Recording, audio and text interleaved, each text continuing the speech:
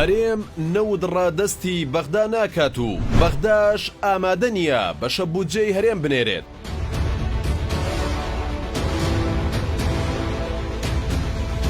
جارێکی تر و دوای ماوەیەکی زۆر دیسانەوە شاندێکی تری هەرێم بۆ گفتوگۆڕێی بەغدای گرتەوە بەرو. چاوی هاوڵاتیان و چاودێران دیسانەوە چۆتەوە سەرکۆبوونەوەکانی بەغدای پایتەخت بەو هیوایی ڕێکەوتنێکی لێسەوز بێت. بەڵام هەموو ئاماژەکان پێچەوانەی ئەوەن کە هەرێم و بەغدا ڕێککەون. هەرێمی کوردستان ئاماژەکانی ڕێگنەکەوتنی لەگەڵ بەغدا بە ڕادەزنەکردنی نەوت و دابەشکردنی موچەی فەرمانبەرانی هەرێم 30 ڕۆژ جارێک بە پێو داهاتەی خۆی لە بەردەستێتی ئاشکرا کرد. هەموو ئەو ئەنجام و ڕێکەوتنانەی کە خۆیان باسییان دەکرد ئەنجامیان داوە بەتاڵ کردەوە. لە ماوەی چەند مانگی ڕابردوودا مەسرور بارزانی سەرۆکی حکوومەتی هەرێم چەندین جار جەختی لەوە دەکردەوە کە ئامادەن نەود ڕادەستی بەغدا بکەن و بەو مەبەستەش شاندی هەرێم چەند جارێک سەردانی بەغدای کردو. دواتر لە کۆتایی مانگی 12 ساڵی ڕابردوو ناوبراو ڕایگەیان کە لەگەڵ بەغدا گەیشتوونەتە ڕێکەوتن. بەڵام لە چەند ڕۆژی ڕابردوودا وەزارەتی سامانە سروشتەکان وەڵامی وەزیری نەوتی عراقیدایەوە و ڕایگەیان هەرێمی کوردستان مافی دەرهێنان و فرۆشتنی نەوتی هەیە.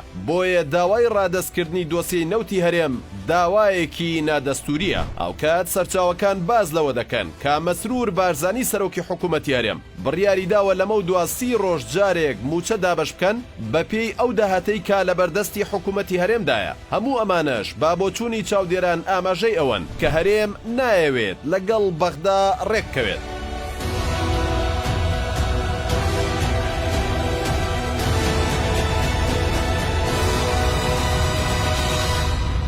لایەکی دیکەشەوە بەرپرسانی پارتی بە ئاشکرا بانگەشە بۆ ڕێگنەکەوتنی هەرێم و بەغدا دەکەن و لەو بارەوە ئاراس حەسۆمیرخان ئەندامی سەرکردایەتی پارتی دەڵێت با هەموو خەڵکی کوردستان بزانن تا پارتی مابێت ئیرادەی گەلی کوردستان ڕادەست بە بەغدا و هیچ کەسێکی تر ناکەین. لە بەرامبەردا ئەحمەد کینانی پەرلەمانتاری هاوپەیمانی فەتح با شارپرێسی ڕاگەیان حکوومەتی هەرێم گرنگی بەخۆی نەبێت بە کەسی تری نادات چونکە ئەگەر بیەوێت موچەی فەرمانبەرانی بدرێت ئەوا دەبوو پابند بواە بە ڕادەستکردنی نەوت بە بەغداد. کینانی دەڵێت ماوەی چەند مانگێکە هەرێم وەفد دەنێرێتە بەغدا و دەڵێن نەوت ڕادەستی بەغدا دەکەین بەڵام تا ئێستا بەرمیلێک نەوتیان ڕادەست نەکردووە بۆ نیازپاکی خۆیان و بەغداش با بڕینی بودجە و موچەی فەرمانبەران تۆمەتبار دەکەن. ئەو پەرلەمانتارەی فەتح جەختی لەوە کردەوە ئەگەر بێت و هەرێم پابند نەبێت بە ڕادەستکردنی ئەو بڕەنەوتەی بۆی دیاری دەکرێت لە ڕێگەی کۆمپانیای سۆمۆوە ئەوە بەغدا بودجەی هەرێمی کوردستان نانێرێت.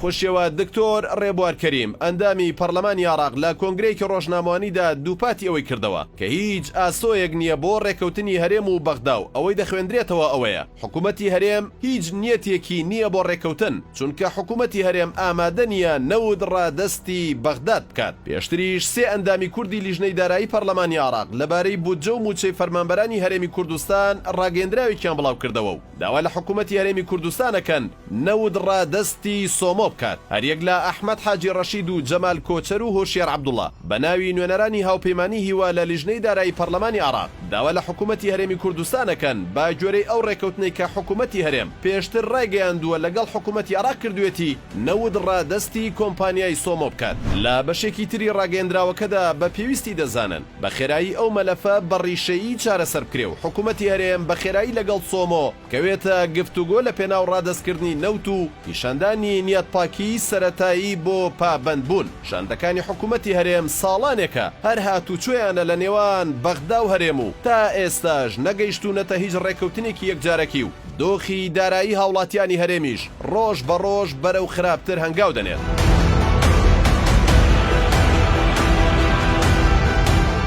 لە کۆتا سەردانیدا قوبات تاڵەبانی سەرۆکی شاندی هەرێم لە بەغداد لە کۆنگرەیەکی ڕۆژنامەوانیدا ئاشکرای کرد لەگەڵ بەغداد لەسەر پشکی هەرێم لە پرۆژە یاسای بودجەی عراق ڕێکەوتون و وەک موژدەیەک ئەو هەواڵەی دایە هاوڵاتیانی هەرێم بەڵام ئەوەی بیندرا تا ئێستا هیچ ڕێکەوتنێک لە ئارادا نییە و لە حکوومەتی هەرێم تەنها بەرمیلێک نەوتی ڕادەستی بەغدا کردووە و لە حکوومەتی عراقیش هیچ بڕەپارەیەکی ناردووە بۆ هەرێم. بۆیە هاوڵاتیانی هەرێم ئێستا زیاد لە هەموو کات لە ئەنجامی سەردانی شاندە کوردەکان بۆ بەغدا بێ هیوان و پێیان وایە چوونی ئەم شاندەش بۆ بەغدا تەنها یاریکردنە بەکات و هیچ شتێک لە ئارادا نییە بە ناوی ڕێکەوتنەوە.